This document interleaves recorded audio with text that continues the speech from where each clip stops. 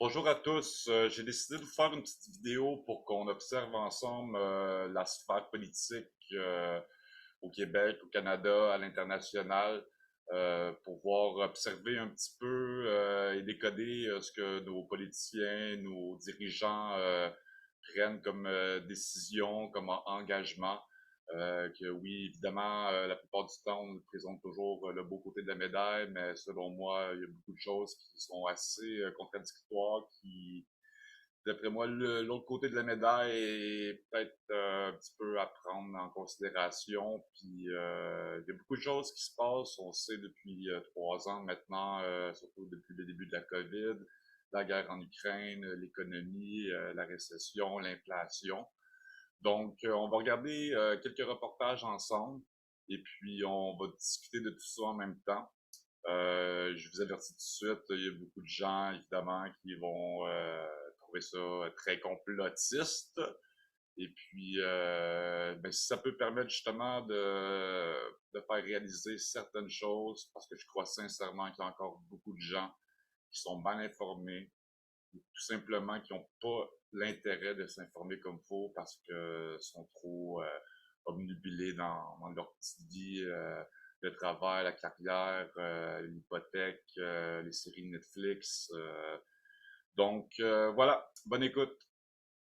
Donc en première partie, on va faire le tour au Québec, parler de nos politiciens actuels.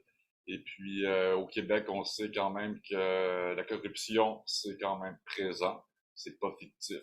Euh, on a fait des commissions d'enquête, comme la commission Charbonneau, qui a duré 2 ans, qui a finalement donné quoi? Pas grand-chose, qui a coûté des millions de dollars aux contribuables. On est bien bon pour faire des commissions d'enquête, mais on sait bien que ça sert absolument à rien. Donc, on va observer aussi, bon, François Legault, Christian Dubé, Pierre Fitzgibbon et autres. Et puis, il y a beaucoup de choses, franchement, qu'il y a beaucoup de gens, évidemment, qui ignorent. Donc, on va mettre ça en lumière. Donc, c'est parti au Québec. Tout ça, mais c'est déjà ça en se fera. place. Et C'est vous déjà allez, en vous allez place. le redire au Forum économique de Davos où vous vous rendez. Oui, effectivement. Donc, pour la fin de la semaine, je quitte pour Davos. Et là encore, j'aurai l'occasion de rencontrer des dirigeants de grandes entreprises. Puis l'objectif, c'est d'amener plus d'investissements au Québec pour augmenter notre productivité, augmenter notre richesse, avoir les moyens de nos ambitions. Donc, oui, François Legault est très familier avec le Forum économique de Davos, qui a publié sur son Facebook le 17 juillet 2017 le livre de Klaus Schwab, fondateur et président du World Economic Forum, La quatrième révolution industrielle. J'ai lu le livre de Klaus Schwab, La quatrième révolution industrielle. Schwab essaie de prévoir les impacts de cette révolution sur l'économie et sur la société. La quatrième révolution industrielle, c'est l'intelligence artificielle, la robotique, l'Internet des objets, les véhicules autonomes, l'impression en 3D, les nanotechnologies, la biotechnologie, les sciences des matériaux, le stockage d'énergie, l'information quantique. Pour encourager l'innovation, les gouvernements doivent mieux financer la recherche appliquée dans les universités. L'importance des robots dans le secteur manufacturier ramènera les usines vers des économies industrialisées. Le gouvernement du Québec doit profiter de l'occasion pour inciter les entreprises à investir dans la robotisation du secteur manufacturier. Les nouveaux emplois se concentreront dans les métiers intellectuels et créatifs à haut niveau de salaire. Il faut donc modifier nos modèles d'éducation pour se préparer à travailler avec des machines plus puissantes, connectées et intelligentes. Les emplois qui exigent des compétences sociales seront aussi en croissance et l'économie de partage, comme Uber, permettra l'émergence de nombreux entrepreneurs qui offriront leurs services. Le gouvernement de la CAQ sera prêt pour la quatrième révolution industrielle. Fait qu'on parle aussi d'encourager l'innovation dans la robotisation, ainsi de suite. On s'entend-tu que à long terme, tout ça, ça va nous enlever énormément d'emplois. Donc voilà, François Legault, qui est très inspiré de la quatrième révolution industrielle de notre cher sociopathe Klaus Schwab. Et bien sûr, la confusion autour du troisième lien, que depuis déjà un bon bout de temps, il y a toujours rien de concret qui a été fait. Environ 28 millions déjà dépensés des fonds publics. Donc, on va voir ce que ça va donner. On espère avoir des résultats bientôt. La caravane de François Legault fait le détour par l'hôtel de ville de Lévis. Le chef caquiste veut faire du maire un allié pour son troisième lien. Merci pour ton appui sur le tunnel. Même si le tunnel Québec-Lévis est réclamé par bien des résidents ici, il ne convainc pas tous les contribuables québécois, auprès de qui il faut encore justifier le projet de 6,5 milliards de dollars. Ça va aider le transport collectif parce que ça va prendre 10 minutes. Étant entendu que les études vont venir. Oui, mais si les études étaient défavorables au projet, qu'est-ce que vous allez faire? Je suis convaincu qu'ils vont être favorables. Le projet semble déjà loin des priorités des citoyens plus à l'est, comme ceux de Rivière-du-Loup et de Rimouski, où François Legault s'est également rendu. Là-bas, il répète une fois de plus que les études qu'il détient nuiront à l'acceptabilité parce qu'une mise à jour s'impose. Pourtant, l'une d'entre elles semble toujours actuelle. C'était une étude sur un lien à l'est. On parle maintenant d'un lien centre-ville à centre-ville. L'étude en question est en fait une revue des grands projets d'infrastructure semblables au troisième lien, expliquant de manière générale les impacts souvent observés sur le développement résidentiel, commercial et agricole. Vous avez peur de quoi, M. Legault? J'ai peur de rien. Mais il persiste et signe. Hors de question de présenter des études réalisées avant la pandémie. Quand l'étude va être bonne, quand elle va être terminée au début 2023, on va la publier. Qui a déjà entamé le projet avant même d'avoir des études sur la pertinence du projet, c'est gênant. Tout ça, est-ce que c'est juste basé sur des maquettes? Les études ont été payées par des fonds publics, rappellent ses adversaires. Puis il y a 28 millions de dollars derrière ça, puis on ne sait toujours pas c'est quoi. C'est surtout le reflet de la manière de gérer de François Legault. Même si la pression s'accentue pour dévoiler les études, François Legault n'a pas l'intention d'en faire une diversion dans sa campagne, surtout pas dans la région de Québec où la course s'annonce serrée. Les impacts du troisième lien seront connus seulement après l'élection. Ici Véronique Prince, Radio-Canada, à Lévis. Est-ce qu'il y a des études ou il n'y a pas d'études? Bon. D'abord, actuellement, entre Québec et Lévis, il y a deux ponts. Deux ponts qui sont congestionnés. Il y a une étude qui est en cours parce qu'on a annoncé il y a 1 an qu'on va faire un tunnel de centre-ville à centre-ville. C'est la meilleure façon de faire la promotion du transport collectif combien coûte votre étude? entre Québec et Lévis. Monsieur Legault, combien Donc, coûte? C'est qui fait l'étude? Les gens de Québec et Qui fait Lévis l'étude? là, Combien coûte? ont besoin d'avoir un lien. Nous, on ne pense pas qu'un pont qui détruirait l'île d'Orléans en faisant une autoroute sur l'île d'Orléans, que c'est la bonne idée. On a besoin d'un lien, Monsieur Legault, et nous, on propose un tunnel. Monsieur Legault, c'est qui fait l'étude, puis combien qu'elle coûte cette étude-là dont vous parlez? Monsieur répondez à ma question. Il y a une étude qui est faite actuellement. Je ne sais pas combien exactement OK, vous savez pas. combien. Fait que là, est-ce que c'est comme il y a 4 ans quand vous avez dit que vous aviez promis un pont, puis aujourd'hui, vous ne savez plus, vous en souvenez plus non plus? L'étude va être faite sur un tunnel, centre-ville à centre-ville, avec 4 voies. Ça fait, pas un pont. Il y a 4 ans, vous promettiez le même pont que je promets aujourd'hui. Mais Monsieur Legault... On évolue, tout le monde évolue. Oui, vous avez évolué, il n'y a rien qui se passe. Vous avez abandonné les gens de la région de Québec, Monsieur Legault. Vous ne savez même pas qui fait votre étude, juste finir. Bonsoir! Oui! Bonsoir tout le monde! Bonsoir! Bonsoir! Bonsoir! On écoute un peu, mesdames et messieurs, s'il vous plaît! Un peu de respect! Oui, écoutez, je suis tellement content de vous voir. On ne s'est pas vu pendant 2 ans. Et là, ce soir, on est tous ensemble pour se dire qu'on est fiers d'être Québécois. OK. Êtes-vous prêts? Bonjour. Non, c'est pas toi qui parle. Très bien. OK. Est-ce que vous êtes prêts? Oui. Bien, bonjour tout le monde. Écoutez, évidemment, là... François a profité de la journée de la femme pour toutes les embrasser. Ma femme n'est pas jalouse, c'est bien. Non, pas sûr. Il s'est rappelé ses beaux jours à Air Transat. Je parle pas des agents de bord. J'étais célibataire à ce temps-là. C'est ça. Et a tenté de se... Je peux quand même répliquer à ce que M. Duhem a dit tantôt à propos des 2 dernières années. Là. Parce que M. Duhem, durant 2 ans, il a joué le rôle d'un agitateur là, qui a profité de la souffrance des gens au Québec. Il pense que c'est pas vrai qu'il y a eu moins de décès au Québec. Franchement, là, c'est irresponsable. Monsieur Legault, la façon dont a agi M. Duhem. Monsieur Je veux Legault, que les Québécois on parle de santé sachent. mentale, là, puis tout ce que vous retombez là-dedans. Là. Oui. Vous n'êtes pas capable d'admettre qu'il y a un problème de santé mentale. Vous n'êtes pas capable d'admettre qu'il y a eu des impacts à votre confinement. Vous n'êtes pas capable d'admettre que c'est les enfants du Québec qui souffrent à cause de vos décisions. Est-ce que vous admettez qu'il y a eu moins de décès au Québec? Non, M. Legault, c'est Combien vos propres chiffres, je les ai sacrifiés? ressortis. M. Legault, on a plus de morts per capita que partout au Canada. Étiez-vous prêt à sacrifier 2 fois plus d'aînés? Monsieur 3 Legault, fois plus moi, d'aînés? je descendrai pas aussi bas que vous. Avez je commencerai été pas à dire combien de gens irresponsable avec nos aînés. Irresponsable. Vous avez été irresponsable avec les enfants du Québec. Donc, je vous mentirai pas que François Legault, je le porte pas vraiment dans mon cœur. Je le trouve condescendant. Je trouve que son langage corporel révèle beaucoup sur sa personne. J'ai pas vraiment pâti non plus. Je ne suis pas pour Duhem, ni pour Plamondon, ni pour Nadeau-Dubois ou Anglade. Tant qu'à moi, ça revient tout du pareil au même.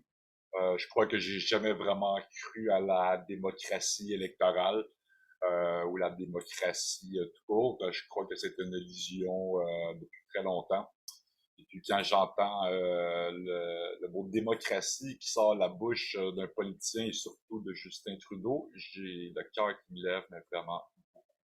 Et maintenant, ni plus ni moins qui est d'actualité, maintenant avec Pierre Fitzgibbon qui est dans la tourmente, qui est sous 6 enquêtes.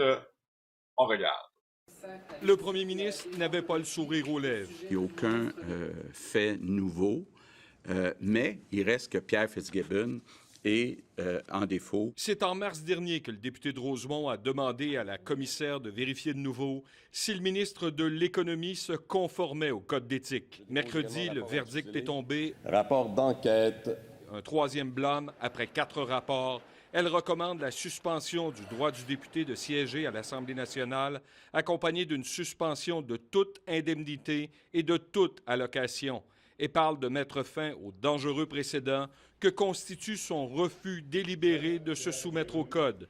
Le premier ministre n'avait plus d'option. D'un commun accord, on a décidé, Pierre Fitzgibbon et moi, que ce dernier va se retirer du Conseil des ministres, mais il va rester député. Pour revenir au sacro-saint Conseil des ministres, Pierre Fitzgibbon devra vendre ses intérêts dans Immervision et White Star Capital, ce qu'il n'est pas arrivé à faire depuis 2 ans et demi. Il n'y a pas de conflit d'intérêts, mais il y a une apparence de conflit d'intérêts. Puis moi, je veux que mon gouvernement soit au-dessus de tout soupçon. Le gouvernement va voter contre le rapport afin de lui donner une dernière chance de se départir de ses actifs. C'est un prix où il ne perd pas 1 million et plus, là.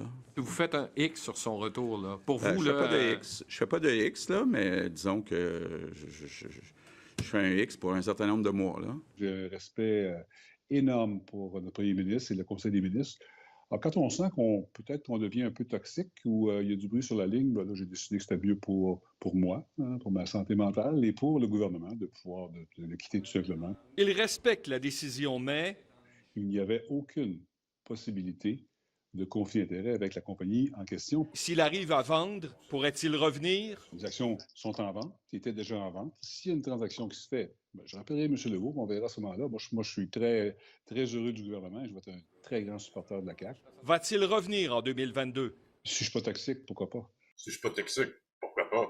Je ne suis pas sur 1, sur 2, ni 3, ni 4, ni 5, mais 6 enquêtes. Pourquoi pas? Bien, écoutez, je suis très content, très fier de vous annoncer que Pierre Fitzgibbon redevient ministre de l'Économie. Sur ça, je passe la parole à Pierre Fitzgibbon. Bonjour, merci, M. le Premier ministre. Alors, je suis très heureux, moi aussi, de retrouver toute l'équipe et de me remettre au travail au ministère de l'Économie. Les gens du monde des affaires apprécient Pierre Fitzgibbon, sont contents de savoir qu'il y a quelqu'un de cette envergure-là qui accepte d'aller en politique. Pierre Fitzgibbon redevient ministre de l'Économie et de l'Innovation du Québec. Il avait été forcé de quitter son poste début juin après avoir reçu un nouveau blâme de la commissaire à l'éthique parce qu'il détenait des parts dans 2 entreprises faisant affaire avec le gouvernement. Pierre Fitzgibbon a vendu au cours des dernières semaines ses parts dans ces entreprises non cotées en bourse. Donc voilà que M. Fitzgibbon revient prendre son poste comme si pratiquement rien n'était. Et puis, dans la prochaine vidéo, vous allez voir qu'il a l'air complètement à se foutre la gueule des gens. Je trouve que son tempérament, son attitude fait en sorte que perd un petit peu toute crédibilité. Certes, on pouvait sans doute lui donner le bénéfice du doute. Il a vendu ses actions, peu importe, il a réglé ses affaires. Finalement, il n'y avait pas de conflit d'intérêt. Mais c'est pas net. Puis, comme je vous dis, regardez son comportement, son attitude, son mea culpa. Je pense que... Monsieur Fitzgibbon, la commission d'éthique ouvre une 6e enquête à votre sujet. Êtes-vous satisfait que vous avez demandé ça? Oui, oui. Hier, j'ai demandé, je suis content. Oui, c'est ça. Pourquoi vous êtes si content? Expliquez-nous ça. Parce que, quand on travaille, on va dire qu'il n'y a pas eu de problème. Vous avez déjà été blâmé. C'est pas de vos affaires. Pourquoi? Avez-vous payé? C'est privé, puis Ça pourrait rassurer quand même les Québécois de savoir c'est ma vie privée. qu'il n'y a pas de conflit d'intérêt. C'est ma vie privée. Je vais parler comme ça à l'éthique. Mais ça vous pèse pas un peu? C'est la 6e enquête sur vous, M. Il va en Fitzgibbon. avoir d'autres. Vous avez comme un abonnement à la commissaire à Ça me l'éthique. dérange là. pas. Mais quand même, dans l'opinion Une question. Dans l'opinion populaire, quand même, si une 6e enquête pour l'image, là, c'est quoi votre réponse à ça? Il n'y a pas de conflit, il n'y a jamais eu de conflit, puis il n'y en aura pas. Le jour où il y aura un conflit, je vais m'en aller. Yeah, right. Yeah, right. Écoutez, ma vie privée, ça me regarde. Puis, c'est pas à cause du Journal de Montréal que je vais me priver de voir les bonnes connaissances que j'ai. Est-ce que M. Fitzgibbon a manqué de jugement en allant à la chasse dans ce club privé? Il est allé à la chasse. Donc, pour vous, c'est pas un problème d'éthique? Il est allé à la chasse. Il y a des questions à se poser sur une apparence de conflit d'intérêts. Et en ce sens-là, on retrouve la même désinvolture du ministre que l'on connaît depuis ces dernières années. Fait que c'est M. Fitzgibbon qui, encore une fois, a l'éthique assez slack. M. Fitzgibbon qui n'a pas compris qu'il n'est plus dans le monde des affaires, qu'il est un serviteur de l'État maintenant. Et qui a-t-il rencontré? Parce que je doute qu'il se soit déguisé tout seul en costume d'époque pour chasser tout seul du faisan. Là. Qui rencontrait-il? Donc, évidemment que ça prend une enquête puis des réponses à ce niveau-là. Bon, oui, c'est vrai, c'est assumé, ça semble transparent, ça semble honnête, mais tout de même, ça n'empêche qu'il est quand même rendu à 6 enquêtes. Je me dis même un peu que cette 6e enquête-là, de cette partie de chasse-là, c'est peut-être même un peu stagé. Il a demandé l'enquête lui-même, ça ne dérange pas, il n'y a rien à cacher. C'est peut-être juste un peu pour dans l'inconscience collective, les gens fassent ouais, Fitzgibbon, il est pas dans des scandales, mais il est juste allé à la chasse. Comme le gars il dit, il est juste allé à la chasse. Oui, c'est peut-être vrai. On peut donner le bénéfice du doute. Mais mon opinion, je crois vraiment que c'est pas net. Il faut quand même regarder ça de près. Vous savez, Fitzgibbon aussi, avec les intérêts qu'il y a avec Investissement Québec, qui a été fondé par la CAQ, ils ont eu un budget de 5 milliards de dollars au début de la création d'Investissement Québec, quand la CAQ est rentrée au pouvoir. Et puis, j'avais fait une vidéo aussi là-dessus l'année passée pour exposer justement le directeur Guy Leblanc et le vice-président, que les deux font des salaires de plus d'1 million de dollars, sans compter les bonus qui s'attribuent. Ces salaires-là, c'est quand même payé avec l'argent des contribuables parce que Investissement Québec, c'est une société d'État, c'est le 5 milliards qui a été investi, c'est l'argent des contribuables. Et puis, les investissements assez intenses qu'ils ont fait en pleine crise de la COVID, dans le pic de la COVID, des exemples rapides comme 700 millions de dollars qui étaient attribués à Pratt & Whitney pour la recherche de moteurs. C'est pas comme si on ferait un prêt pour la fabrication sur une commande d'un particulier quelconque. Non, c'est simplement pour la recherche des moteurs, quand on était vraiment dans le gros pic de la COVID. Sans parler aussi de nos 350 millions d'une compagnie pour des ballons dirigeables en Chine. Il y en a beaucoup. Je vais remettre ça à jour. Donc, voilà au Québec, je crois vraiment que c'est pas nouveau. La corruption est bien réelle. Je veux dire, ça saute aux yeux, je crois. Et puis, j'ai l'impression que les gens s'en foutent ou ils portent pas attention. Il y a tellement de millions à gauche, à droite qui sont partis, puis à des amis d'un tel, justement Fitzgibbon. Donc, voilà. Maintenant, on va faire un petit tour d'horizon sur la COVID-19. Hein, évidemment, il s'en est passé beaucoup de choses depuis bientôt maintenant 3 ans. La fracture sociale, la division, l'incertitude, la confusion, l'incompréhension. Je veux dire, ça a commencé tôt, tout ça, les anti-masques, les anti-vax. Après ça a été les anti-tout. Beaucoup de gens comme moi qui ont été étiquetés complotistes, conspirationnistes, égoïstes, sans cœur, innocents, édentés. Combien de personnes, Bombardier, Dumont, Martineau, Dumont, et j'en passe. C'est complètement fou quand même. J'arrive pas, même avec du recul, à m'y faire. Je vais l'avoir sur le cœur toute ma vie, comme beaucoup de gens d'ailleurs. Il y a beaucoup de gens, oui, ils ont été manipulés avec la peur. Heureusement, il y a beaucoup de gens aujourd'hui qui ont réalisé peut-être un peu que tout ça, c'était peut-être un petit peu too much. Donc, ouais, on va faire le tour de quelques confusions de nos chers gouvernements à propos de la COVID-19. La peur, là, c'est une très mauvaise conseillère. Puis la peur, là, elle fait faire des affaires qui n'ont pas de crise de bon sens. Là, vous en avez 60 rouleaux? Ouais, mais on est 2 à la maison, là, mais j'en ai pour un bout, là, mais je pense qu'on se sent embarqué dans la folie, puis on ne sait pas trop pourquoi. Là.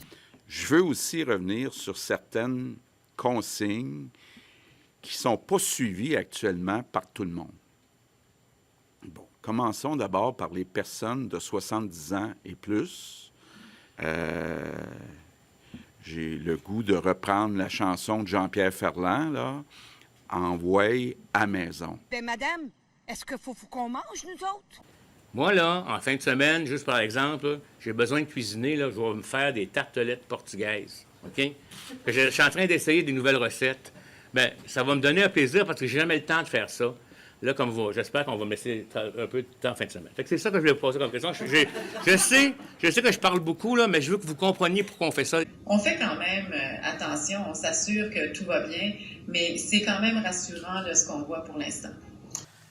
Docteur Boileau, je vous ai posé une question très simple. Je vous ai partagé une déclaration. Même si on l'attrape, la COVID, ça donne un rhume à peu près. Vous avez dit que c'est la vérité, ça donne un rhume pour plusieurs personnes. Ma question est très simple. Si c'est un rhume que ça donne à une bonne majorité, si c'est grâce à la vaccination, on arrive à contrôler, pourquoi vous nous demandez des mesures exceptionnelles aujourd'hui pour continuer l'état d'urgence jusqu'au 31 décembre 2022?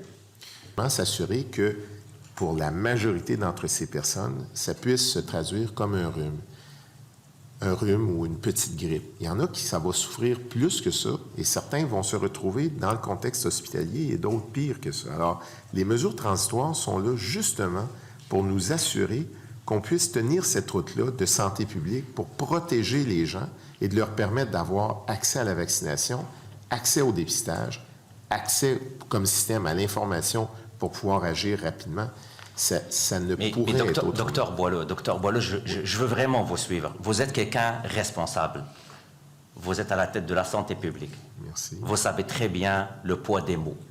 Je ne vous apprends rien. Vous êtes docteur et vous comprenez très, très bien le choix des mots. Je viens de vous poser une question très simple. Même si on l'attrape, ça donne un rhume à peu près. Donc, pour une bonne majorité, c'est difficile de leur accepter les mesures d'un état d'urgence. La Comité sur l'immunisation du Québec a recommandé que pour les moins de 30 ans, on reste avec un préférentiel Pfizer. compte tenu du risque un peu plus grand de myocardite avec les vaccins de Moderna. Cependant, une personne qui voudrait avoir le bivalent et qui est âgée de moins de 30 ans et qui fait un consentement éclairé pourrait aussi avoir le bivalent.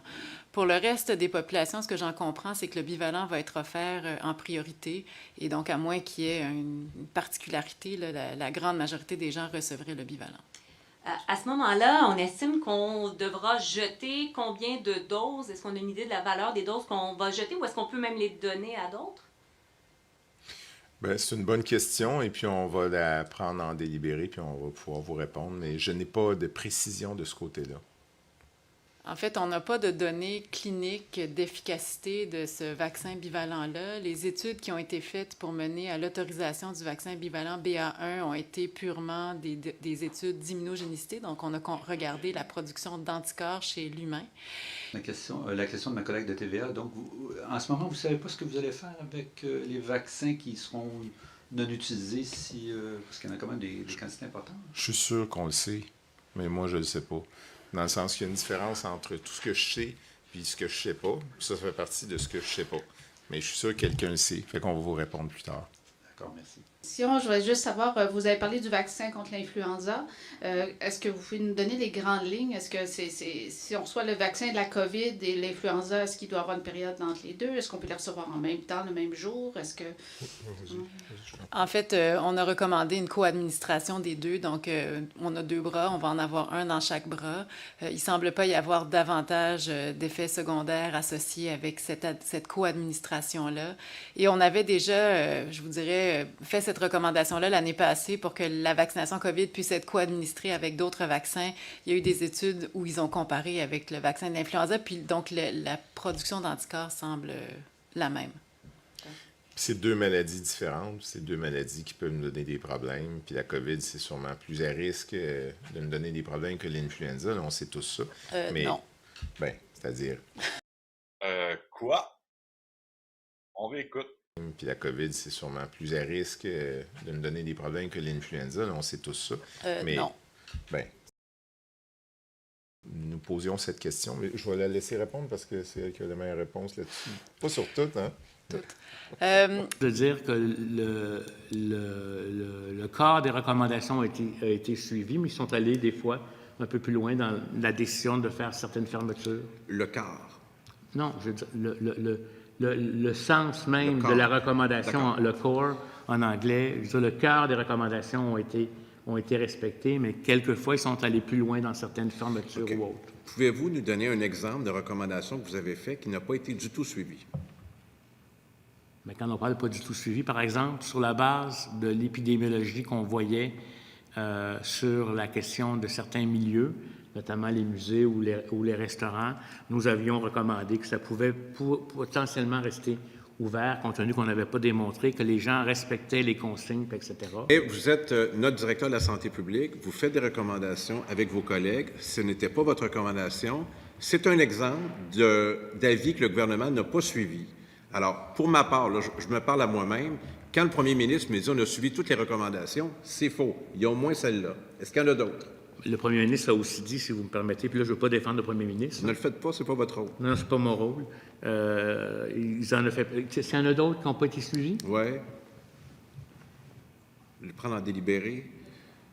Ben, c'est parce que il faudrait que je discute avec le Dr. Massé. Peut-être que vous me permettez-vous, Dr. Massé, toujours présent là. I'm telling you, if people don't do what is supposed to be done, because it's not only your life, but the life of others that will be in measure, I will be very a bad boy. I can be a bad boy, very bad boy, but I don't want to be a bad boy. The ones who don't do it, we will make sure they will do it. C'est pas compliqué. C'est tout le monde qui va payer pour. Et ça, inquiétez-vous pas que si ça devient un nid à éclosion, ma recommandation de fermer quoi que ce soit, on va le fermer. Ça, c'est clair.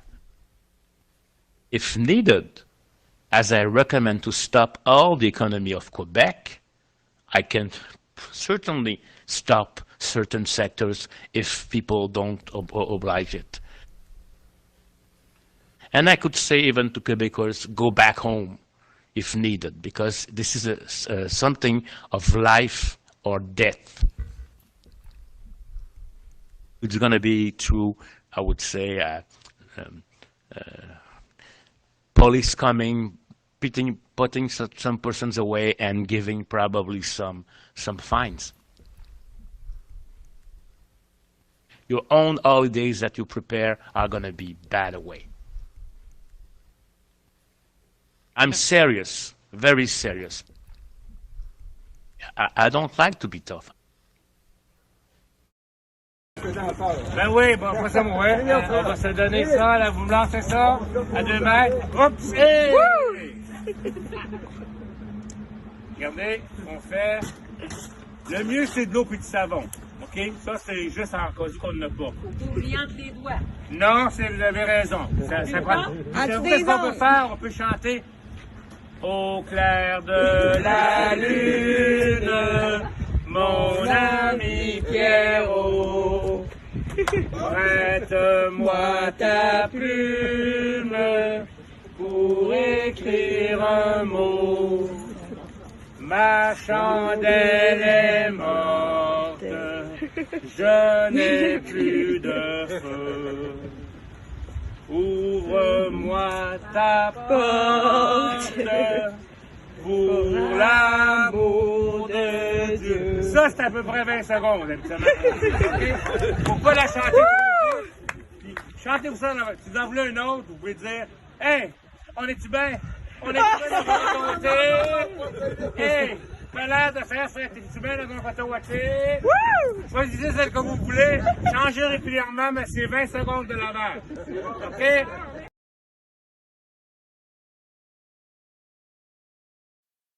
C'était la première fois le vaccin contre la grippe pour vous? Oui, la première fois, mais j'ai 5 vaccins pour la COVID. Fait que je suis quand même bien protégée.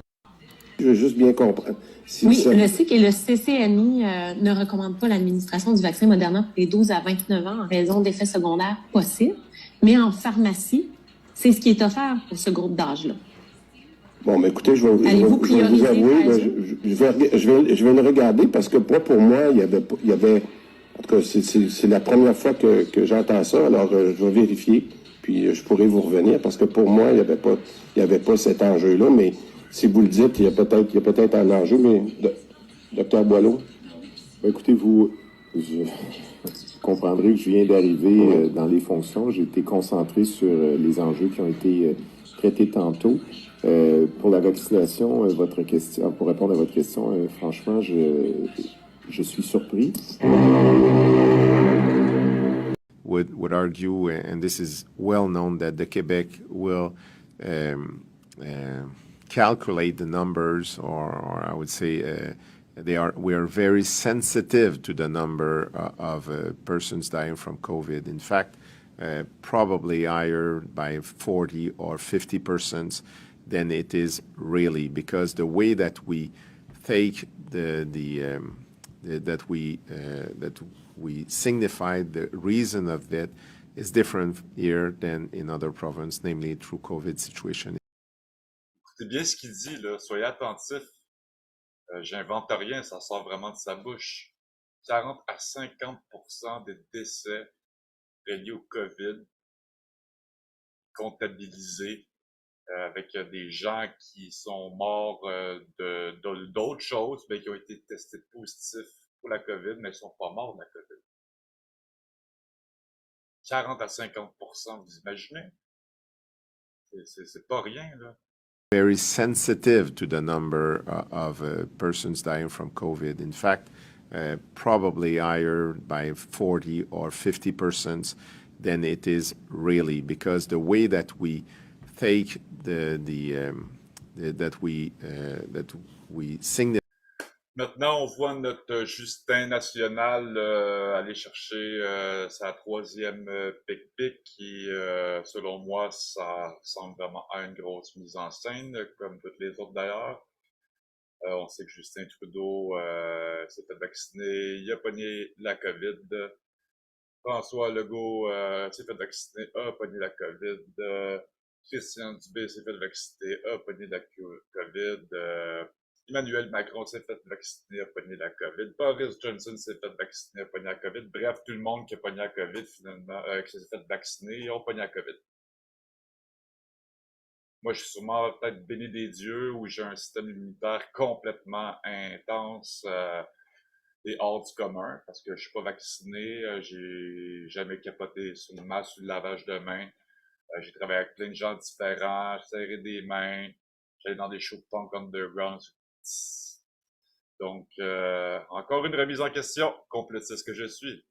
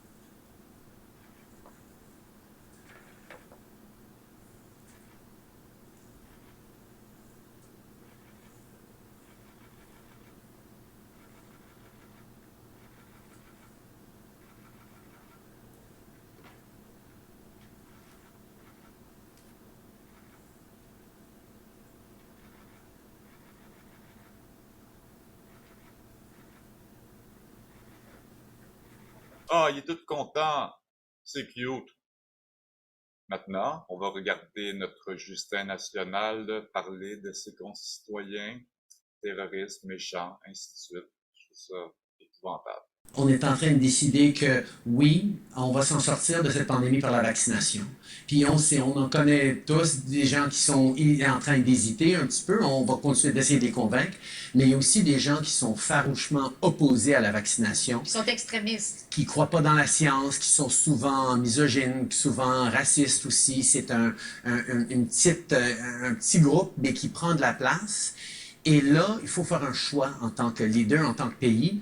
Est-ce qu'on tolère ces gens-là ou est-ce qu'on dit, ben voyons, la plupart des gens, presque 80% des Québécois ont fait ce qu'il fallait faire, se sont fait vacciner, on veut revenir aux choses qu'on aime faire. C'est pas ces gens-là qui vont nous bloquer. Maintenant, on est dans une 4e vague qui est presque entièrement des gens non vaccinés qui remplissent nos hôpitaux à travers le pays. À un moment donné, il faut mettre son pied à terre pour dire « Excusez-moi, là, mais il n'y a pas de débat sur la science, la façon qu'on va reprendre les choses qu'on aime faire. Faut se tenir debout pour la vaccination. » Alors, oui, j'ai pris une position très dure contre ces gens-là. Le Parti conservateur a choisi d'être un peu plus mou. Monsieur Blanchette, même au Bloc, il est un peu moins ferme sur la vaccination. Mais pour moi, si je suis quelqu'un qui suit la science et les experts, parce que je le suis, on est un gouvernement qui le fait, ça passe par la vaccination. Puis qu'est-ce qu'on devrait faire avec les gens qui veulent pas se faire vacciner?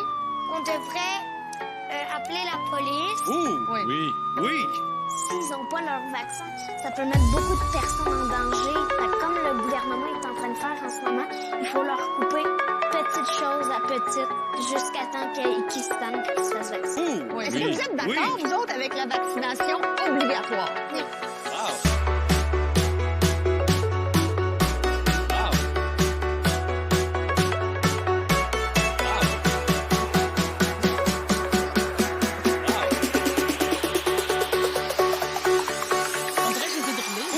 Oui. On a des futurs politiciens à côté de nous. Merci. Merci beaucoup à tous nos invités de ce soir. Je m'y ferai jamais, je crois. À chaque fois que je revois ça, j'entends ça, ça me désole. Des gens farouchement opposés. T'entends Julie Schneider en arrêt, des extrémistes. Ces gens-là, Justin Trudeau qui dit c'est souvent des misogynes et des racistes. Non, mais c'est quoi le rapport? C'est quoi le rapport de nous traiter de racistes et de misogynes? Ça n'a aucun sens. Je veux dire, au début, c'est normal, là, pour ceux, qui avaient peur ou qui n'avaient pas de crainte avec ces vaccins-là, quoi que ce soit. Ça commence avec une dose, après ça rapidement, mais finalement il en faut 2 pour que ça soit plus fort, puis que ça soit efficace, puis très rapidement, ce qu'ils ont dit, puis qu'ils disent toujours, c'est que même si tu es vacciné, que tu as 2 doses, ou même aujourd'hui que tu en aies 3, tu en aies 4, tu en aies 5, ça n'empêche pas que tu attrapes la COVID, puis ça n'empêche pas que tu puisses la transmettre à quelqu'un. Tout le monde le sait, là. Ça n'apprend rien à personne. Mais je comprends pas comment des gens encore n'arrivent pas à comprendre. Pourtant, il y avait des gens, moi, je veux pas être soigné par un infirmière qui est pas vacciné. Ouais, mais tu le sais déjà que même si tu t'es soigné par quelqu'un qui est vacciné, là, puis qui a toutes ses doses à jour, là, ben, qui peut quand même te transmettre la COVID. Pourtant, ça fonctionne pas. Comme il disait à la fin, là, M. Trudeau, là, il dit la seule solution, c'est de passer par la vaccination, puis comme qu'on nous a brainwashé, la vaccination, la vaccination, la vaccination, la vaccination. Ben, écoutez, il y a à peine environ un mois et demi, le Parlement européen,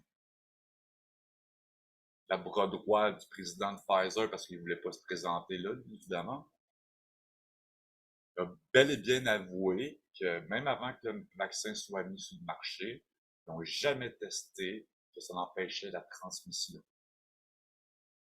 Was the Pfizer COVID vaccine tested on stopping the transmission of the virus before it entered the market? If not, please say it clearly. If yes, are you willing to share the data with this committee? And I really want a straight answer, yes or no, and I'm looking forward to it. Thank you very much. Regarding the question around, did we know about stopping immunisation before it's entered the market? No. We had to really move at the speed of science to really understand what is taking place in the market. And from that point of view, we had to do everything at risk. C'est quand même incroyable, à la limite scandaleux, d'une certaine manière. Au bout du compte, depuis le début de la campagne de vaccination, quand on vous a dit faites-vous vacciner pour protéger mamie, papy, les gens que vous aimez, votre entourage, et le fameux passeport vaccinal pour empêcher les non-vaccinés d'aller dans la plupart des lieux publics par peur on est automatiquement des contaminants, là, puis qu'on est à risque de tuer des gens. Mais tout ça n'était pas justifié. Quand on voit que, comme ça, que Pfizer dit clairement que même avant que ça soit mis sur le marché, que ça n'a jamais été testé pour prouver que ça empêchait la transmission. Franchement, là, wow! Oui, mais le docteur Boileau a dit que ça protégeait des formes graves. Puis même Diane Lamar le dit à la télé. Fait que c'est vrai. Voyons, ce qu'on nous a répété aussi à répétition. Faites confiance à la science. Je veux dire, quand il y a des plus grands scientifiques, quand on parle de science, Didier Raoult, là, qui dirige son propre institut de virologie à Marseille, qui a de nombreuses études, ouvrages faits, qui étaient respectés par tout le monde depuis le début de sa carrière. Lire son CV, ça doit prendre quasiment 1 heure. Christian Perron, qui était directeur sur les campagnes de vaccination en Europe, qui n'est pas anti-vax lui non plus. Il a juste fait des propos que c'était peut-être pas la solution de vacciner tout le monde en même temps en pleine pandémie. Alexandra Henrion-Claude, généticienne, spécialiste de l'ARN messager aussi, met en garde que c'est peut-être pas la meilleure solution de vacciner à grande échelle comme ça, en pleine pandémie. Qui d'autre? C'est Robert Malone aussi, qui est un des inventeurs de l'ARN messager. De nombreuses mises en garde. Luc Montagnier, prix Nobel de virologie. Franchement, c'est sans doute un des plus grands, reconnus de l'Institut Pasteur et tout. Mais tous ces gens-là, les médias, ont réussi à les faire passer pour une gang de complotistes et de charlatans. Franchement. Sérieusement, wow, je trouve ça extraordinaire. Par contre, des Diane Lamar, puis des Horacio Arruda, des Dr Boileau, ça par exemple, ça va. Diane Lamar qui est pharmacienne, on l'écoute, elle par exemple, elle est crédible parce qu'elle passe à la télé. T'sais. Faites confiance à la science. La science. Par confiance, peut-être comme Pfizer, qui est une entreprise qui ont été condamnés à payer des amendes de millions et des millions et des millions de dollars pour falsification de documents, mise en marché de médicaments non conformes, non testés, corruption de médecins, corruption de documents, ainsi de suite. La liste est très longue. Vous pouvez quand même faire des petites recherches sur les internets, même si aujourd'hui, faire des petites recherches complétistes un petit peu. Mais franchement, ne m'inspire aucune confiance. Pfizer, l'un des leaders mondiaux de l'industrie pharmaceutique, est fréquemment accusé d'être un habitué des tribunaux. Pfizer, c'est le meilleur. Jusqu'à quand? Jusqu'à la prochaine condamnation. Je vous laisse gentiment taper dans Google litige, procès, condamnation, amende, etc. associés au nom de Pfizer. Et amène le fric. Alors, qu'en est-il vraiment? Le géant américain a-t-il déjà été condamné? La réponse est oui. Pfizer détient d'ailleurs le record de l'amende jamais infligée par la justice américaine à un groupe pharmaceutique. 2,3 milliards de dollars en 2009. La fraude en question, des pratiques commerciales abusives sur plusieurs médicaments dont le Bextra, un anti-inflammatoire retiré du marché en 2005 pour ses effets secondaires. Pfizer a fait la promotion de ce médicament pour plusieurs usages que l'autorité sanitaire américaine avait refusé de valider. Malgré cela, le laboratoire avait continué de le commercialiser en ignorant les réserves. Et ce n'est pas la seule condamnation. En 2012, le groupe a accepté de payer 60 millions de dollars pour des faits de corruption de hauts responsables. Le groupe a reconnu avoir versé des pots de vin pour développer ses affaires dans plusieurs pays, en Asie et en Europe. Enfin, autre affaire au compteur pour le géant pharmaceutique, le Trovan au Nigeria. En pleine épidémie de méningite en 1996, Pfizer avait testé un de ses antibiotiques, le Trovan, sur des enfants dans le nord du pays. Ces essais cliniques auraient provoqué la mort de 11 enfants et des dommages physiologiques sur des dizaines d'autres. En 2011, après une longue bataille judiciaire, le laboratoire parvient à un accord à l'amiable et promet 35 millions de dollars d'indemnité pour les familles. Pfizer a donc bel et bien eu affaire à la justice à plusieurs reprises par le passé, mais aucune condamnation n'est liée à l'épidémie du Covid. C'est très important aussi de faire confiance à l'OMS, l'Organisation mondiale de la santé, dont le principal donateur est Bill Gates et toutes les autres Big Pharma en arrière. Selon moi, je ne vois que corruption. Et voilà, encore du complot. 2008 appelée saisonnière. À droite, la grippe 2009 qualifiée de pandémique, alors que le nombre de cas est sensiblement le même. Ce qui est différent, ce sont les conséquences financières importantes qu'entraîne une déclaration officielle de pandémie. Ce cabinet d'avocats spécialisé en santé publique décrypte pour nous les contrats conclus par les fabricants de vaccins avec les gouvernements. Ils ont été signés au moment de la grippe aviaire en 2005 avec un complément en 2009. Alors ce contrat, il dit très concrètement que c'est sur la déclaration de pandémie par l'OMS que le contrat va se déclencher, que la production de vaccins va pouvoir commencer. Ça c'est très clair, une seule condition, la déclaration par l'OMS. La décision de l'OMS, elle est donc la clé qui va permettre d'ouvrir les flux financiers qui sont la résultante des contrats. C'est également la déclaration officielle de pandémie qui a permis d'autoriser les vaccins au niveau européen selon une procédure exceptionnelle accélérée. Les critères scientifiques pour une pandémie de grippe sont réunis. L'OMS est accusée par certains d'avoir changé la définition et les critères d'une pandémie. Jusqu'en 2009, une pandémie devait être à la fois très contagieuse sur le plan géographique et très grave en nombre de morts. Désormais, la notion de mortalité n'est plus prise en compte pour le déclenchement officiel d'une pandémie. Invité par le Conseil de l'Europe à s'expliquer sur la question, le numéro 2 de l'OMS surprend l'Assemblée en affirmant « Il y a une confusion ici et j'espère la dissiper. Qu'il y ait beaucoup de morts n'a jamais fait partie d'une pandémie telle que l'OMS l'a définie. » Pourtant, nous nous sommes procuré une photo du site officiel de l'OMS tel qu'il apparaissait en mai dernier. On peut y lire « Une pandémie entraîne un nombre énorme de morts et de malades ». Désormais, sur la même page, une pandémie n'est plus qu'une épidémie mondiale. La notion de mort a disparu. Certains épidémiologistes n'en reviennent pas. Je pense que la gravité d'une maladie doit jouer un rôle majeur dans la définition d'une pandémie. Sinon, vous pouvez définir un simple rhume comme une pandémie et vacciner contre le rhume. Le professeur Gentilini, qui s'était en juillet dernier élevé contre ce qu'il appelait une pandémie de l'indécence, s'avoue surpris par cette nouvelle définition de l'OMS. Eh ben ça c'est nouveau, ne pas prendre en compte les critères de gravité. Une pandémie, qu'est-ce que c'est? Le terme fait peur et ça a été manipulé avec adresse. On a voulu effrayer en utilisant le terme pandémique. L'OMS a-t-elle agi sous l'influence des laboratoires pharmaceutiques? C'est ce que va chercher à savoir le Conseil de l'Europe.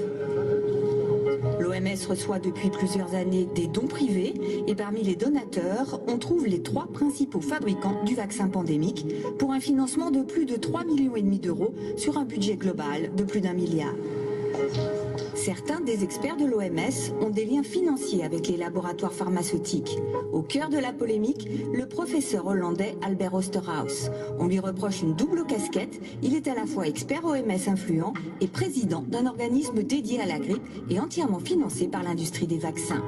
Au siège de l'OMS, à Genève, on réfute tout conflit d'intérêts. La question n'est pas s'il y a des gens qui ont des contacts avec l'industrie pharmaceutique, mais plutôt est-ce que les personnes qui ont du contact avec l'industrie pharmaceutique auraient pu influencer les décisions de l'OMS? Et la réponse est non. Selon un bilan encore provisoire, 15 000 décès liés au H1N1 ont été comptabilisés dans le monde, alors que l'OMS estime que chaque année la grippe saisonnière fait entre 250 et 500 000 morts. Faut-il davantage de transparence? S'interroge également le Conseil de l'Europe. Il rendra ses conclusions en juin prochain. Donc, assez parlé de la COVID, maintenant préparez-vous, car on va monter la barre du complotisme un peu plus haute. Donc, en deuxième partie, maintenant, on va au Canada, parler des politiciens, évidemment, comme notre cher premier ministre Justin Trudeau.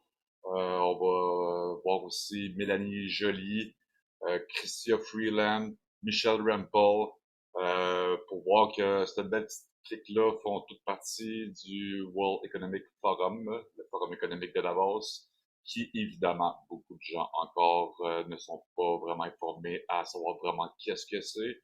On leur parle de Klaus Schwab avec COVID-19, The Great Reset ou la 4e révolution industrielle. Pour eux, c'est juste du complot. Donc, c'est pas du complot. La transparence est là, ils se cachent pas. Donc, on va observer tout leur beau plan d'action puis ce qu'ils nous réservent pour, justement, d'ici 2030. Il y a beaucoup de choses, c'est parti. Donc, pour ceux qui ne connaissent pas ou qui connaissent peu ou qui connaissent bien, peu importe, le World Economic Forum, créé et fondé par le fameux Klaus Schwab, depuis une 50 d'années, il a créé ce groupe-là, où il y a les plus grands dirigeants, politiciens, mondialistes et technocrates se présentent à chaque année à Davos, en Suisse. Et puis, donc, on va regarder les ministres qu'on a ici au Québec et au Canada qui sont membres du World Economic Forum. Certains d'entre eux sont des young leaders, qu'on appelle, qu'on essaie de placer de plus en plus à la tête de grands pays pour diriger le monde dans la nouvelle voie idéologique de Klaus Schwab. En quelque part, je veux dire, l'idéologie, en partant, est pas mauvaise. Je trouve que, je veux dire, c'est sûr que le monde a besoin de changement, autant côté démographique, environnemental et de consommation. Par contre, ce qu'on nous présente, oui, ça semble beau et un merveilleux monde, mais par contre, à quel prix? Et puis, est-ce qu'on veut vraiment s'aligner vers ça pour, je veux dire, pour notre bien en tant que tel, ou ce serait justement peut-être pour enrichir plus des mondialistes et des technocrates un peu sociopathes. Donc, on commence avec Dominique Anglade, hein, tout le monde la connaît. Donc, oui, c'est une membre du World Economic Forum, anciennement chez Procter & Gamble, Nortel Network et McKinsey compagnie. McKinsey, on commence à en entendre parler que depuis très récemment dans les médias. Comme vous savez, ont eu un rôle à jouer dans la COVID ou dans plein d'autres trucs, soit au Québec, partout dans les pays d'Europe, sont partout. Donc oui, Madame Anglade a travaillé chez McKinsey, c'est quand même pas n'importe quoi. Et chef de la direction, franchement. Fait que Dominique Anglade, c'est pas n'importe qui, hein. Sérieusement. Elle a peut-être démissionné de son poste, mais je vous garantis qu'on va la revoir parce que cette femme-là est puissante. Ouais.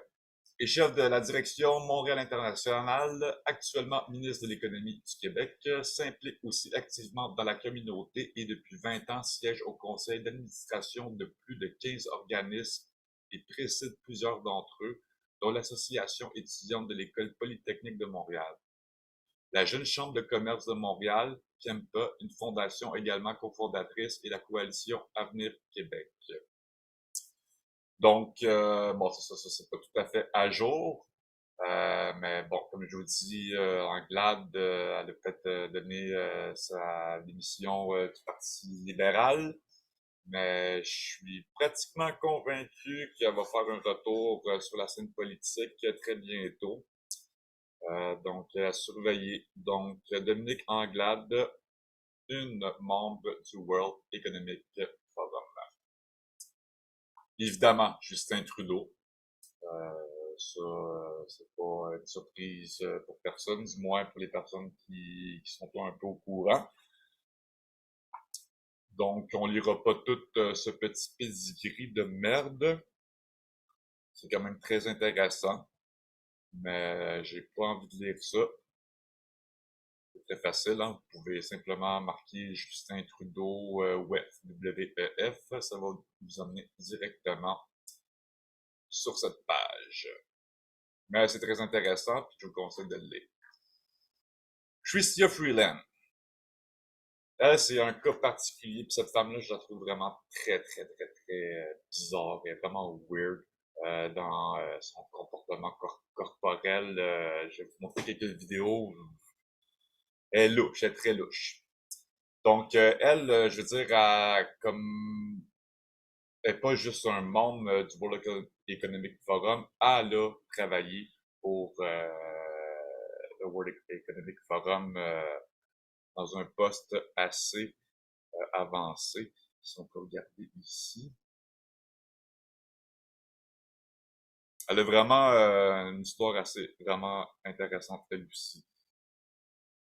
Donc, elle, c'est quand même notre vice-première ministre des Finances du Canada. Elle a été nommée, elle n'a pas été élue par le peuple. Donc, Chrystia Freeland, je vais vous montrer aussi une vidéo dans quelques instants. Vous allez mieux comprendre son rôle à jouer. Je pense qu'elle prend autant de décisions que notre Justin national et je vais vous expliquer pourquoi. On a ici Mélanie Joly, ministre des Affaires étrangères, Affaires mondiales Canada. Donc, l'honorable Mélanie Joly a été élue pour la première fois pour représenter Antique-Cartierville à la Chambre des communes en 2015. Dans le cadre de ses fonctions ministérielles, la ministre Joly a travaillé à promouvoir la culture canadienne ainsi qu'à accroître la croissance et la visibilité du secteur touristique canadien.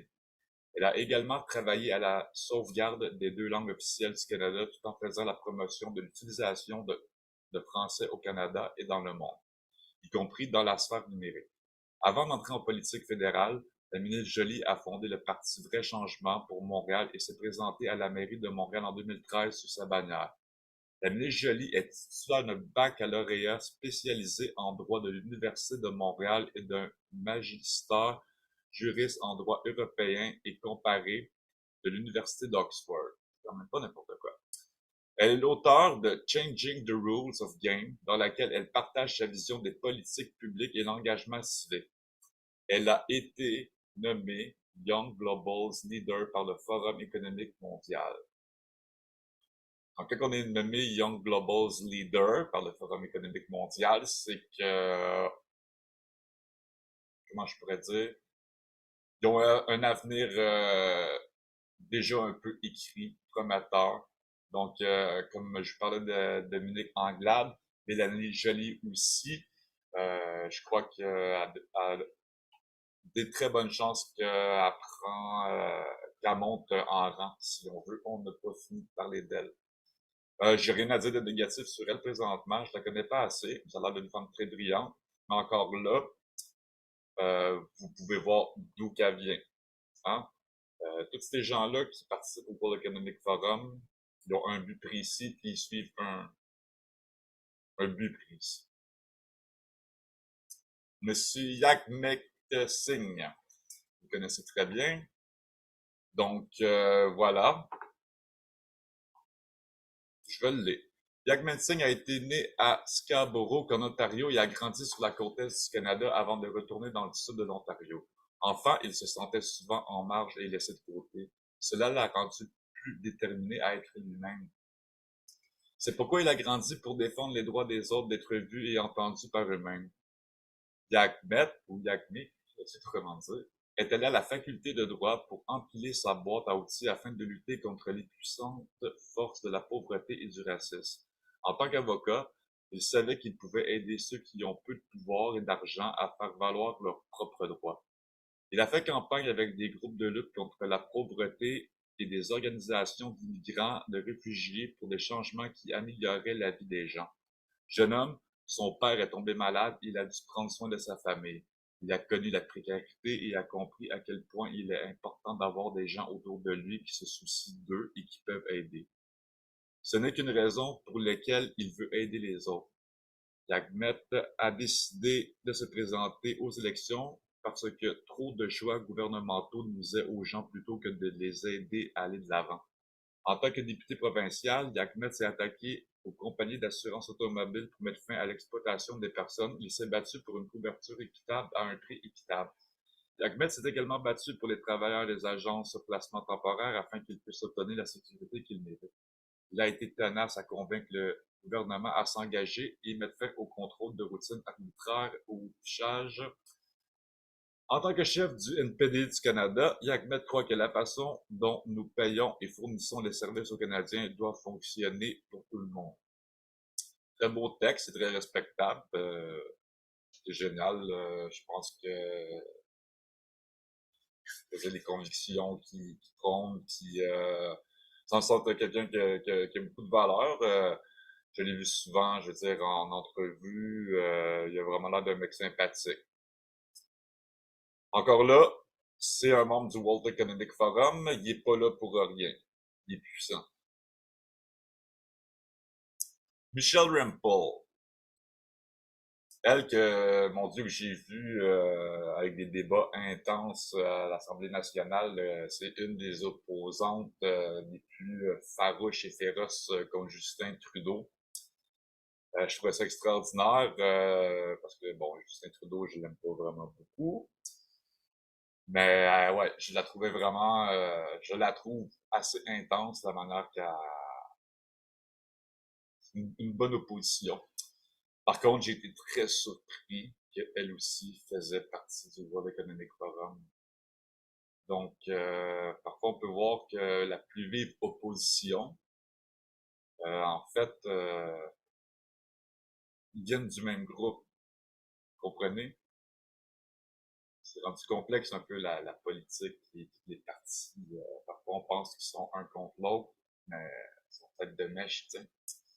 Il y a aussi Pierre Poilievre qui était supposément membre du World Economic Forum, mais que son profil a été supprimé en 2021.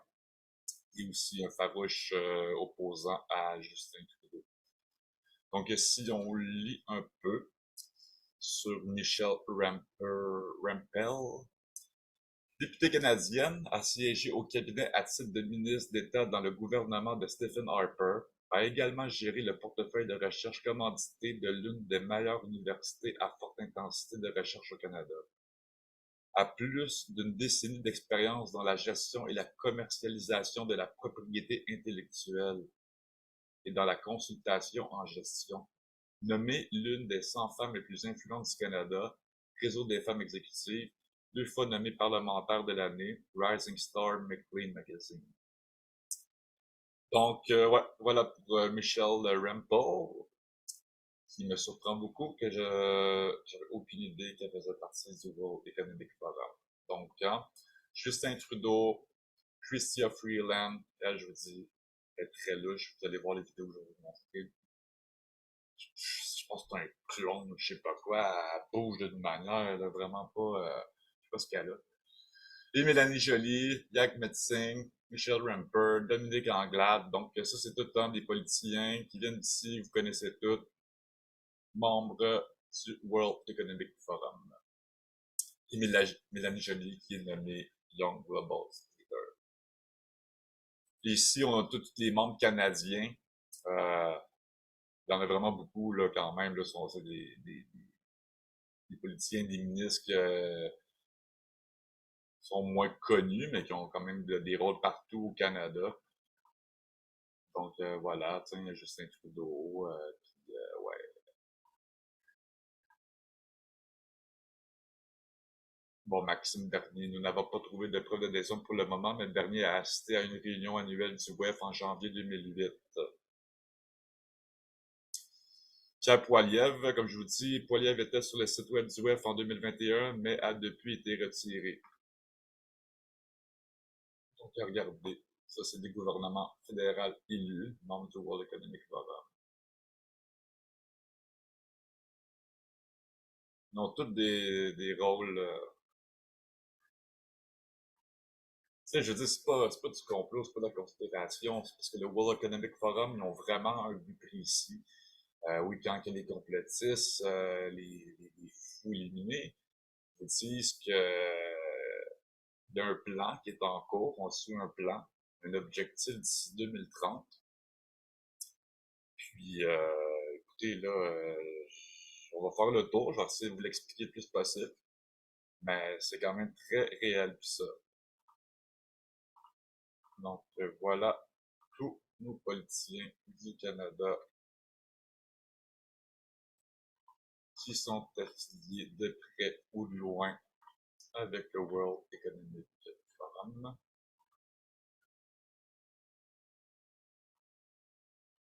Valérie Plante, maire de Montréal. Pas tellement étonnant.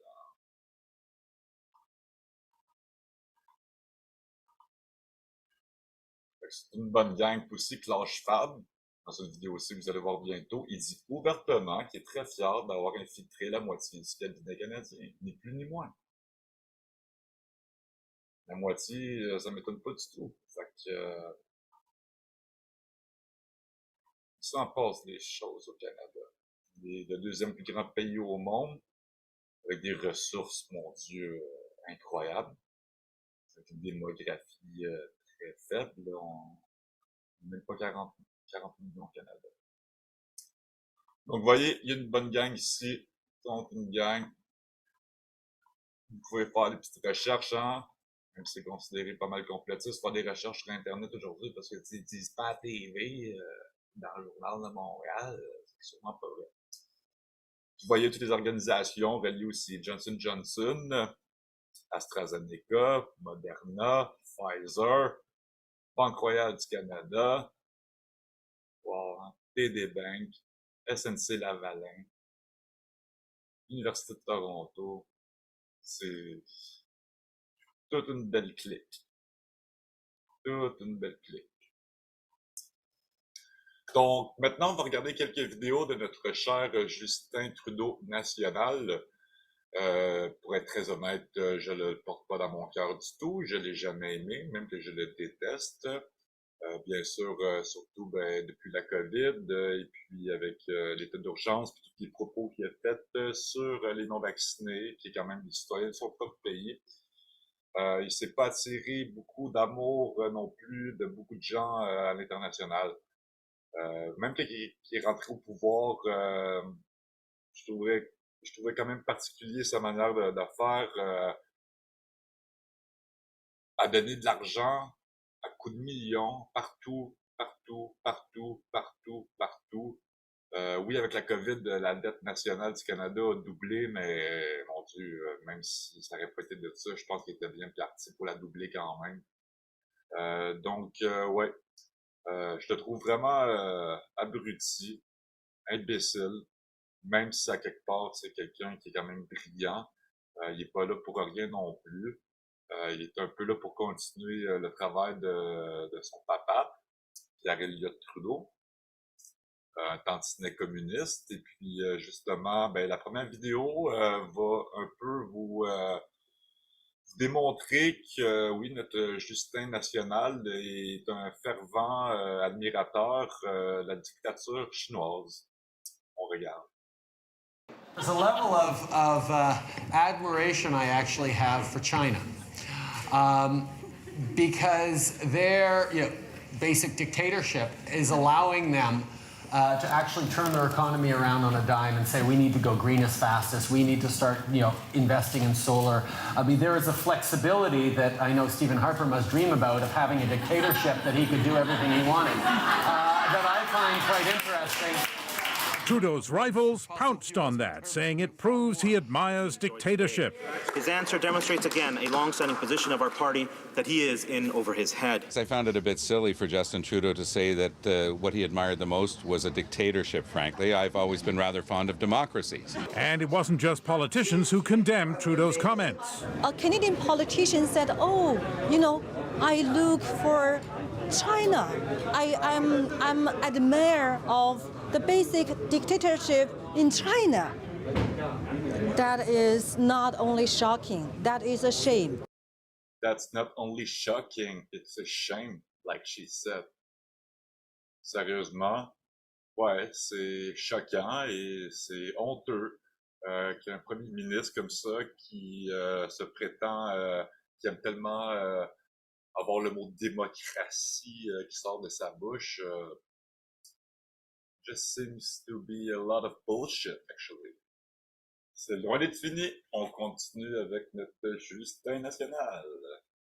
Well, the way that Trudeau messed up, and I'm not sure he could control himself because it was such a harsh denial, but look at that look on his face. He's clearly shocked, and he's like, oh, you ever seen those NBA players that go for high fives and their teammates so worked up? Walking in, everyone's kind of already in conversations. It's clear he may have got there a little bit late, doesn't know anybody, nobody's really turning to engage him. You can see the people with the badges in the back are the people that aren't leaders of different countries. There's Trump. He's already in a conversation with a couple people. Taking stuff out of his bag, nice and slow. Looking around, trying to get a little eye contact. You can see here, like right there, that's kind of casual. But even when you're the leader of a major country and, he's got a lot of swag. People always talk about how he's good looking. He's like 6'2". He's a heartthrob and he's a leader. You still feel social pressure, and he's feeling that social pressure. So he's trying to stay a little looser. You can see he kind of throws that real casually down. He's not setting it down. He's trying to show he's nice and loose. He's not stifled by the social pressure.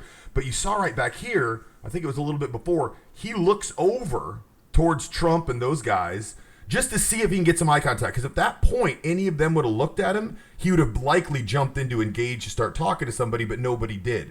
And if while you're watching this, you're thinking, this is way over my head, I'm just trying to learn how to be normal in social situations and get a grasp for what's going on around me when I'm out, you can touch or click up here in the right-hand corner and download my free social invincibility checklist, which will get you dialed in, teach you about what to look for and how to feel comfortable when you're out in social situations. So he's taking his time. He's looking back again. Now, you see, when he oriented his shoulders over there, that gives Trump and those other two guys, I apologize, I don't know who those guys are, it gives them even a more impression that he wants to talk. So just by looking the first time is one thing, but when he kind of squares a little bit here and turns his whole head and body, it shows that he wants to engage. And Trump picks up on that, and so he points at him just to kind of acknowledge that he saw him there. And then he's immediately jumping in, right? So Trump comes over, He's out of there. Tries to engage Trump, but he's gone. He's Swayze. So right here, he's talking, pats him on the back, but he's gone. Now Trump hears him trying to engage again, tries to get him into a conversation. Trump comes back over, talks a little bit, engaging, but Trump still is looking like he wants to leave, right? So he's probably he walks around, he leaves, and he sees he's leaving, now he's back to himself. So what could he do, right? First of all, he's talking as Trump leaves. That doesn't look too good either. He should have cut the conversation a bit before that. But right now, see this guy, looking back at him right now, he knows those two guys that were in conversation with Trump now are just talking to themselves. So if I was him, he probably doesn't know who these guys are. Ouais. J'ai beau le détester profondément, mais j'admets que j'ai quand même, je crois, un peu de pitié pour lui. Ça a l'air vraiment très embarrassant d'être à sa place. Donc, oui, voici notre leader de notre pays, Justin Trudeau. On continue. The scene wasn't really supposed to be a nude scene until someone showed me a picture of, soldiers bathing in World War I, one of his ancestors, and it was just, white bums as far as the eye could see the whole way down the beach. I said, well, you know what? If that was what they did, then that's what I'll do.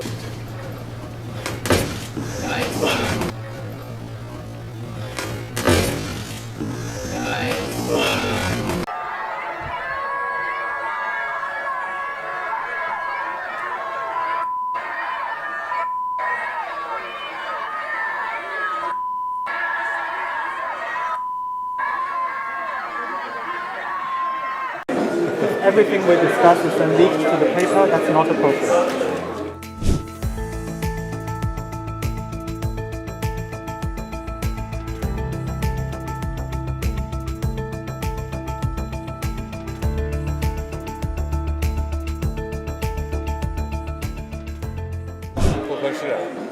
Everything we discuss is then leaked to the paper. That's not appropriate. 而且我们也不是那样进行的。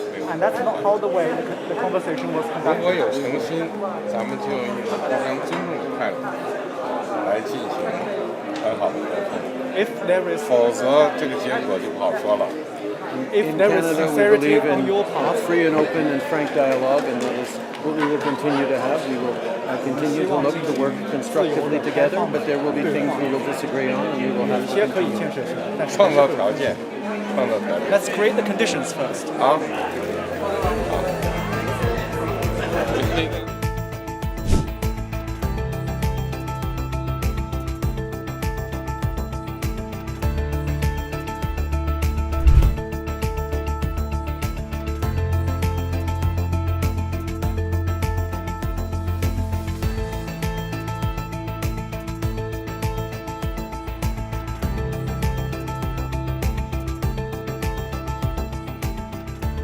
你昨天提到的这段视频，确实是两国领导人在 G20 峰会期间进行了简短的交谈，这很正常。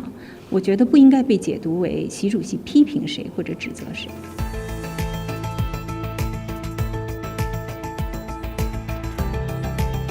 Donc, maintenant, portez attention à Chrystia Freeland, sa manière de bouger, c'est un peu particulier. Je sais pas si elle a une maladie quelconque ou Parkinson ou je ne sais quoi. Si c'est le cas, je veux pas m'en moquer. Mais ouais, elle agit vraiment d'une manière assez particulière. Elle semble pas très confortable. Bonjour tout le monde, merci d'être ici. Je suis accompagné aujourd'hui de la vice-première ministre Freeland et des ministres Joly et Anand. On est ici pour parler des actions inacceptables de la Russie en Ukraine. Le Canada condamne la reconnaissance par le président Poutine de Donetsk et Luhansk comme territoires indépendants. Canada strongly condemns President Putin's recognition of Donetsk and Luhansk as so-called independent states. This recognition is a violation of Russia's obligations under international law and the Charter of the United Nations. Canada also denounces Russian military actions, including orders to move into Ukraine, which is a clear incursion of Ukraine. We're not using the Emergencies Act to call in the military. We're not suspending fundamental rights or overriding the Charter of Rights and Freedoms. We are not limiting people's freedom of speech. We are not limiting freedom of peaceful assembly. We are not preventing people from exercising their right to protest legally.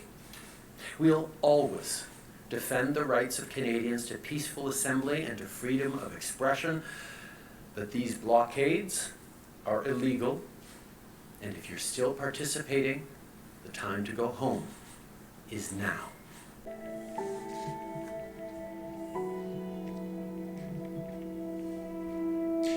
We cannot let Ukraine down.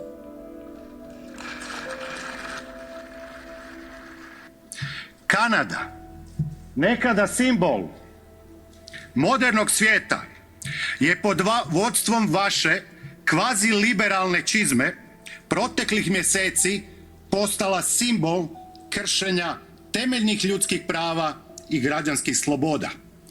Za vas su to možda liberalne metode.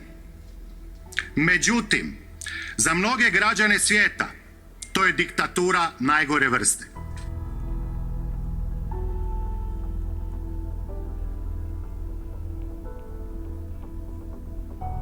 On Article 195 out that it would have been more appropriate for Mr. Trudeau, Prime Minister of Canada, to address this House according to Article 144, an article which was specifically designed to debate violations of human rights, democracy, and the rule of law, which is clearly the case with Mr. Trudeau. Then again, a prime minister who openly admires the Chinese basic dictatorship, who tramples on fundamental rights by persecuting and criminalizing his own citizens as terrorists just because they dared to stand up to his perverted concept of democracy, should not be allowed to speak in this House at all. Mr. Trudeau, you are a disgrace for any democracy. Please spare us your presence. Thank you.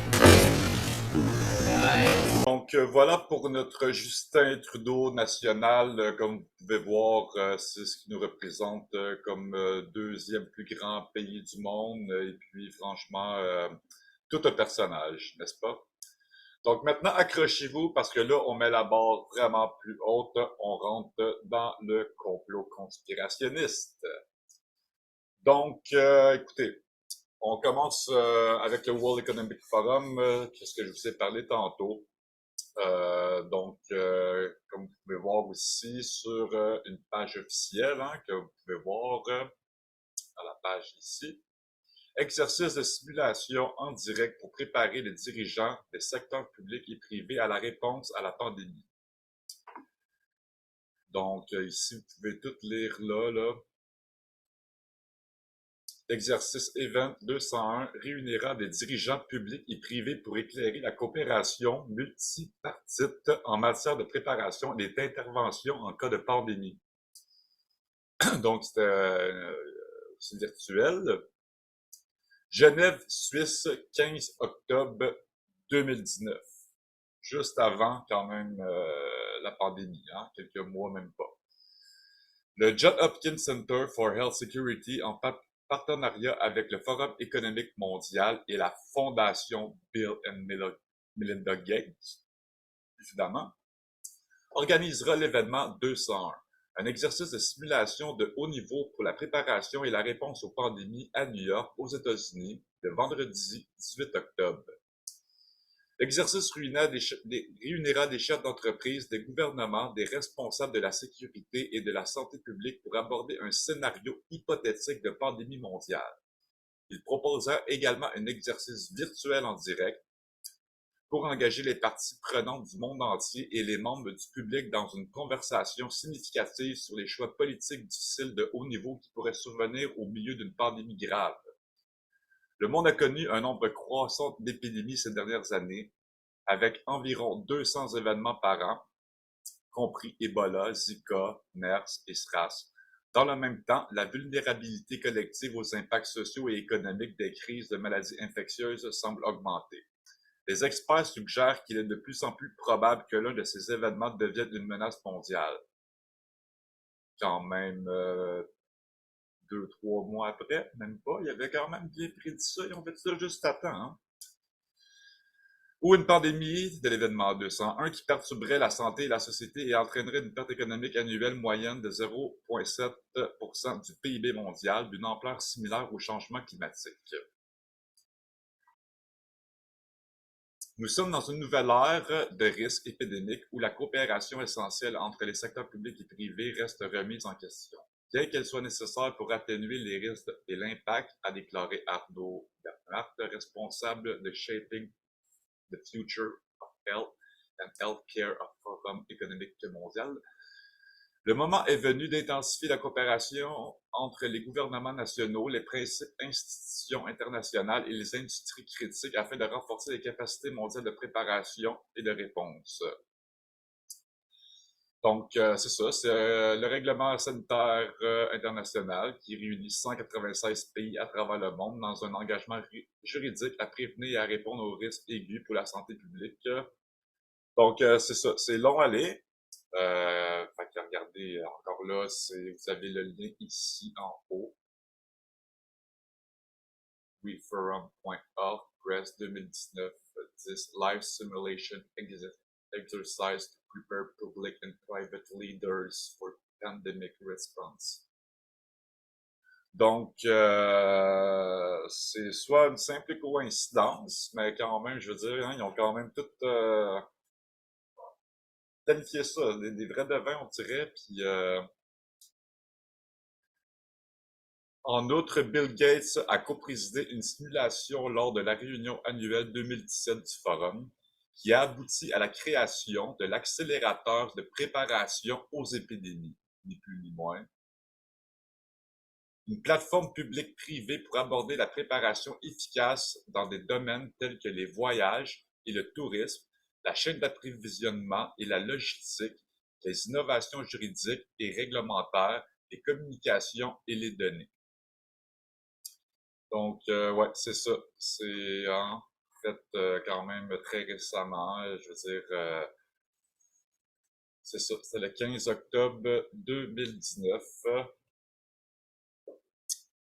C'est sûrement juste un hasard ou une coïncidence.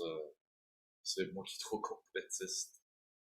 Donc, c'était une petite introduction sur le World Economic Forum et les politiciens ici au Canada qui en font partie de près ou de loin, des partisans ou des membres ou des Young Global Leaders qui sont officiellement nommés par eux. Chrystia Freeland, qui non seulement a été une Young Global Leaders, mais a été aussi au conseil administratif directement du World Economic Forum.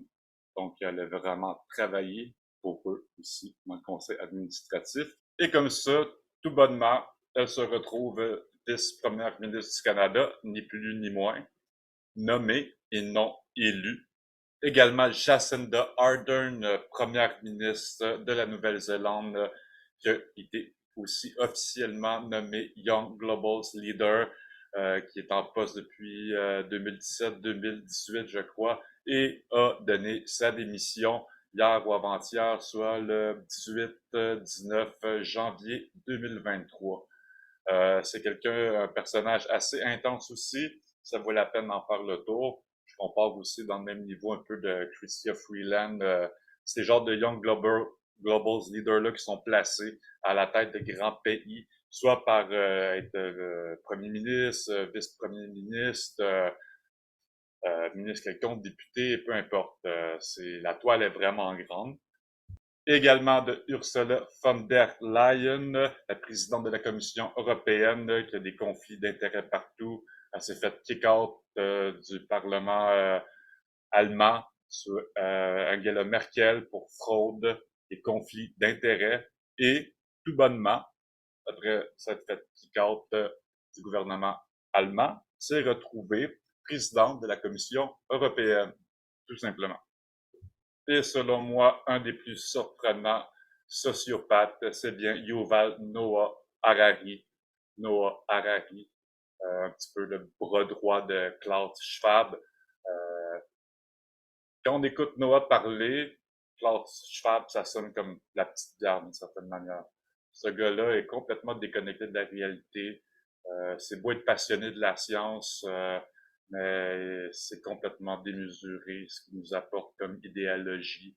Puis je pense que la transparence vient vraiment de cet homme-là, qui est vraiment, d'après moi, à la tête de l'idéologie. Le transhumanisme et le piratage, littéralement, du corps humain, de l'être humain. C'est quelqu'un d'extrêmement brillant, qui a beaucoup d'ouvrages, qui a une philosophie, une idéologie extrêmement complexe. C'est un personnage très intéressant, mais dans une vidéo à la toute fin que vous allez voir,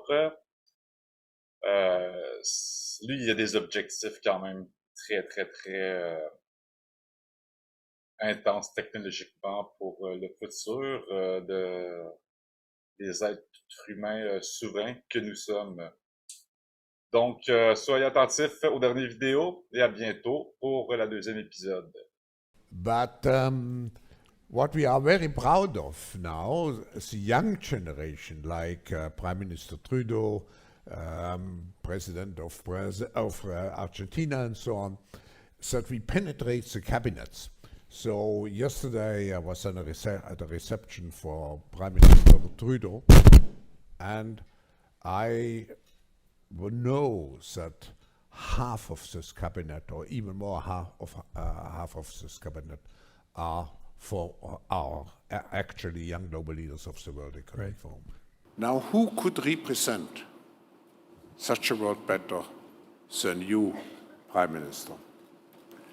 We are very glad that at the beginning of this meeting, you are talking to us to represent also a new, open Canada. I want to use this opportunity also to thank our Canadian constituency, which always has been a very loyal and very much engaged constituency here at the Forum. But now, I think with you, together with our constituents, Prime Minister, we can make sure that in the future we strengthen the cooperation even more with your country. Prime Minister, we are very much looking forward to listen to you, and actually the discussion will be moderated by my friend Farid.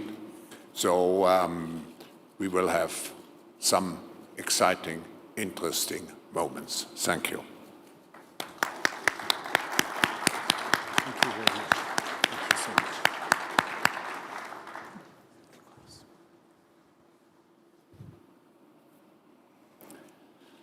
Thank you, Professor Schwab, for your warm welcome. Will destroy, unfortunately, a lot of employment. Just think of self-guided cars and all the drivers losing their jobs. Let's look at the bank employees and so on. If you're left behind, you're facing something far worse, which is to be completely irrelevant. They won't even need you as a serf or as a slave. Direct brain-computer interfaces, replacing organic hands with bionic hands, adding to the body a second immune system, which is not organic but an inorganic immune system, made up of millions of tiny nanorobots inside your body. And if we hack the brain, and if we understand how billions of neurons create subjective experiences of anger and love and pain and pleasure, then there should be no barrier for recreating these kinds of experiences based on silicon and not carbon, based on computers and not brains. It's a very pertinent question to ask, how do we build back better? To build back better or whatever. We have a chance to reset the clock and build back better than before. To build back better than before.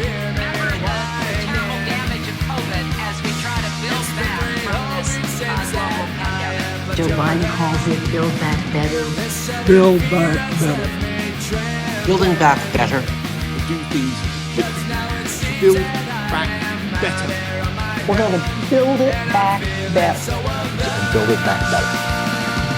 My plan to build back better started taking all the problems that we face with education and mental health and start to build back in a positive way. I have launched a booklet called Build Back Better. Britain after coronavirus. It's about building this country back better.